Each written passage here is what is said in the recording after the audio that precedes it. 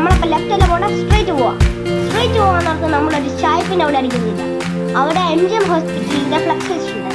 പിന്നെ നമ്മൾ അതിലും വരെ റൈറ്റ് പോകാൻ നേരത്ത് നമ്മളൊരു ചീപ്പിലെത്തും. ഞങ്ങളൊക്കെ ചീപ്പ് എന്നാണ് പറയണത്, നിങ്ങളാണെങ്കിൽ അണക്കെട്ടെന്ന് അങ്ങനെ തന്നെ ആയിരിക്കും. So many meanings are there, I don't know. അപ്പം ഞങ്ങൾ ചീപ്പ് കടന്ന് പോകാൻ നേരത്തെ ഒരു ഓഫ് റോഡ് ട്രക്കിംഗ് ആണ്. ദാറ്റ് മീൻസ് ചീപ്പല്ല കേട്ടോ, നടന്നു തന്നെ പോകണം, അവിടെ വണ്ടിയൊന്നും കയറില്ല. അപ്പം ഞങ്ങൾ നടന്നാണ് പോകുന്നത്. നട്ടുച്ച വെയിലത്താണ് പോയെങ്കിലും അത്യാവശ്യം കുറച്ച് തണുപ്പുണ്ടായിരുന്നു കേട്ടോ അവിടെ. പിന്നെ നല്ല രസമായിട്ട് ഇവിടെ കൂടെ പോകാൻ വേണ്ടിയിട്ട്.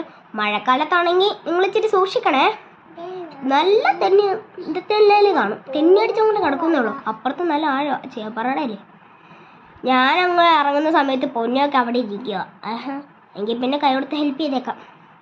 ഞങ്ങളങ്ങനെ അവിടെ എത്തിയപ്പോഴത്തേക്കും കുറച്ച് ആൾക്കാരൊക്കെ ഉണ്ടായിരുന്നേ. ഇതാണ് ചീയപ്പാറയുടെ സ്റ്റാർട്ടിങ്.